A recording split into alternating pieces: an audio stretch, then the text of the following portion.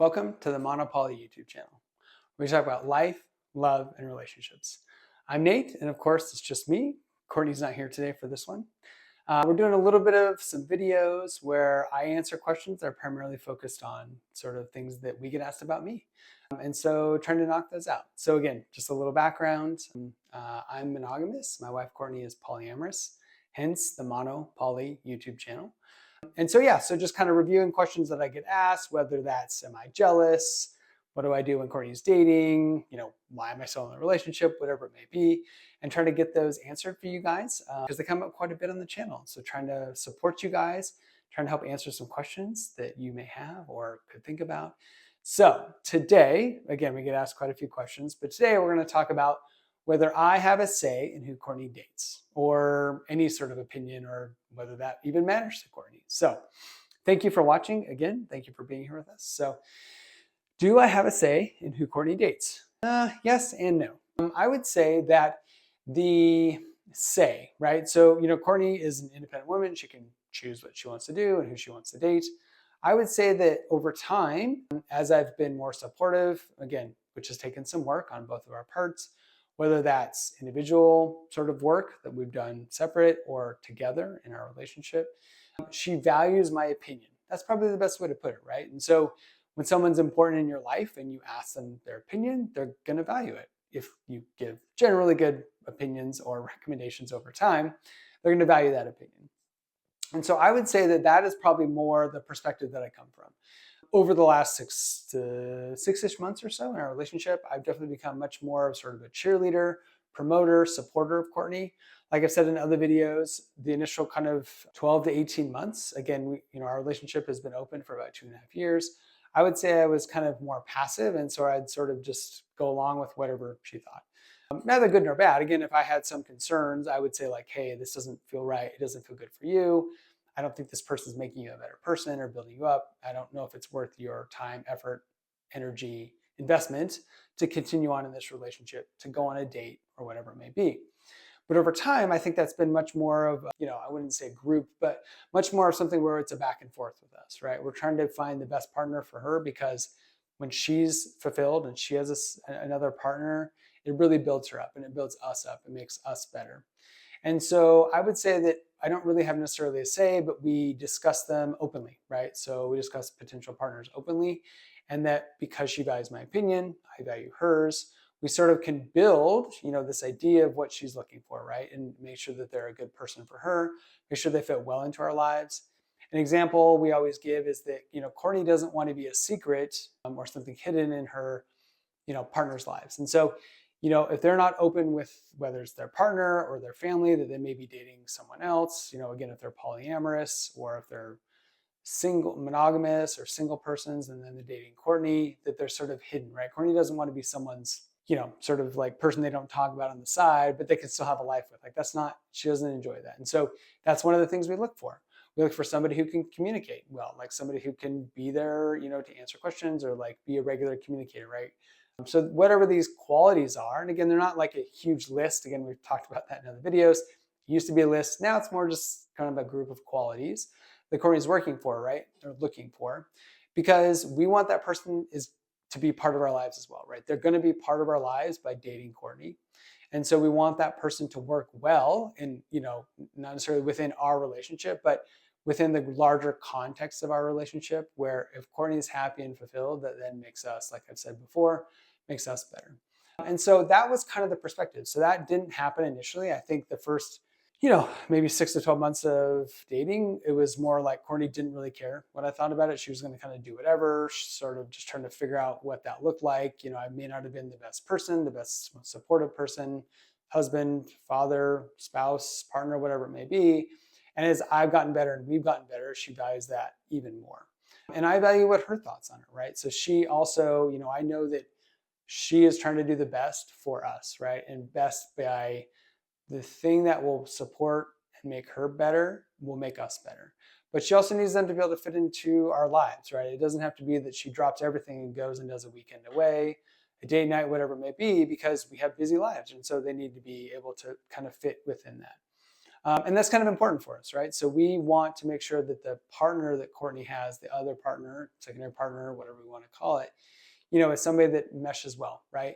It doesn't mean they're here all the time. It doesn't mean they hang out all the time. It doesn't mean they go on dates all the time. It doesn't mean they're doing whatever, but they are, part of our relationship, part of our lives. And so she wants a partner that's going to build us up, right? And by us, I mean Courtney and I, but also is supporting her in her journey, right? Also is good for her, right? So that's kind of what we look for.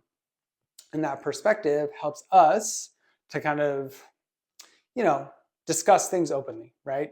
It's not that we have a list, not that we go through and look at every single match or whatever else it is, but we discuss openly of what, how it's going so far, right? I think there's a lot of folks that Courtney probably interacts with maybe for half a day of, off a dating app or whatever that I never hear about because it sort of starts off and then it, either they're not a good communicator or they don't understand what polyamory is or they don't want to date a married woman or whatever it may be. And then they kind of fall away. And we don't probably discuss 95% of those folks.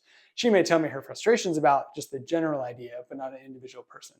And then we move on to folks that are, like she may have had good conversations with, or it's been more than a day or so. It's kind of what we usually say, if it's, we're going to lead to a coffee date, a walk date or something, she likes to talk about those and make sure that we both think it's a good match for her. And so that's how we've kind of gone through that process. Now, it took us a while to get there. We didn't start with that being the way that we kind of talked about the men that Courtney would potentially date. But we've gotten there over kind of testing it out. What works best for me? How much do I want to know? Do I need to know every time Courtney chats with somebody or texts with somebody? No, I don't. Like if she texts with 15 people and all of them are kind of duds, like then they're duds. I don't really care about that, right? So that's not going to affect me. Now it may affect me in that Courtney, feels down about having lots of conversations that don't lead to any potential dates, whether that's coffee dates, walk dates, dinner dates, overnight dates, whatever it may be. So I want to be here to support her for that, which is kind of like in the meh, right? The meh, when it doesn't work well. But I don't need to know about each individual conversation, right? I want to know, if she's considering going on a date, like how I can support her, if this is a great person for her, if she, because again, our time is precious, our time is valuable, just like anyone else's, and what that looks like. Now we've kind of, like I said, built that over time, right? We've developed a pattern, a foundation of how we can do that best together. And we really value each other's opinions, but that's taken, time and giving good opinions, right? You can't just be like, I can't just be like, oh no, they're all terrible. I don't want you to date anybody because I somehow want you to secretly be monogamous or whatever it is, right? That's not the point. You have to support your partner for who they are and what they are. And when you do that, they're going to be a better partner for you. That's honestly what I think. And so we've kind of developed a pattern, a routine, and sometimes we try to do it where, hey, I'm thinking about going on a date a couple nights from now. Sometimes it's, hey, like I don't mean to interrupt you at work, but, can we talk for like 2 or 3 minutes? Like there's an opportunity. This has been a great chat. Can I go meet them? Can we go do a coffee later today? Because again, we try to talk about every person she's going to actually go meet before they do, right? So that may be a day or so ahead, 2 days ahead, whatever, great. Sometimes it's half an hour and she needs to kind of know right now what my thoughts are. And again, in general, I tend to try to support her through that. If she thinks it's a good partner, then I'm going to try to support her. And then we can talk about, because again, she does coffee dates, walk dates at first to get to know the person. And then we talk about more about like dinner dates, overnight dates, whatever that may look like. And so that's kind of how we do it, right? That's our foundation of what we do. And so again, have I ever said no? I've never said no to somebody that Courtney's wanted to go on a date with, and so, and by that, I don't mean like, I'm just like, oh, go on whoever you want to date and whatever, it doesn't matter. We talk about it. And if it's going to be good for her, then we go, then she goes on her date. Courtney has great instincts. And so I can tell when she's kind of hesitant and I can, we can go through it together on whether that's going to be even worth the date, but I've never flat out said no to a date. I think if the only time I would do that is if I felt it was unsafe for her to go on a date. I think that so far that hasn't been an issue, but if there was some concern or I had some concern for her safety, her physical safety, her emotional safety, I would say no. And I think at this point that would be respected, right? That no, I wouldn't just say no without an explanation, but I would say no, that I don't think it's safe for you to go, and here's why I think that. And I honestly think that she would, she would respect that. And again, she can make those decisions herself, but I think she would respect my opinion on that. And if anything, over the last 6 months, I've been probably more the encourager for her to go on dates. It takes time, it takes energy to go on dates. And we have to plan it, but I'm trying to support her. I want to support her. I want her to be better and be who she is. And so that's what I've been doing.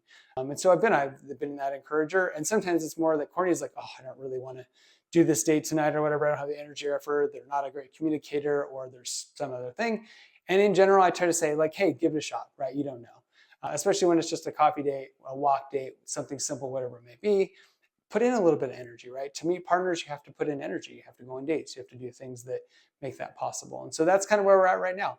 It's kind of flipped from the beginning, where she would just kind of do whatever and barely took my thoughts, to the point where now I'm actually encouraging her more than she normally would go on dates. And that's been an evolution over time. And that's been practice. And we've communicated a lot about that, kind of what that looks like and how I can best support her in her polyamory journey. So again, that's probably where I'll leave it today. Thank you again for asking questions. We love it. We help to grow the channel even more. Like and subscribe if you can. It really helps us. Put more questions in there, especially for me. I'll try to do some more of these individual videos. I like doing it. I like trying to answering questions that maybe men have, or other, have their partners are experiencing something similar, or they're just not sure whether maybe they're polyamorous. And so again, I like encouraging folks. So again, normally we would say can't stop, won't stop, but it's just me. So I'm going to say thank you for being here. Hope you have a great day. And if you have any other questions, please let us know. Thanks for supporting the channel. All right, bye-bye.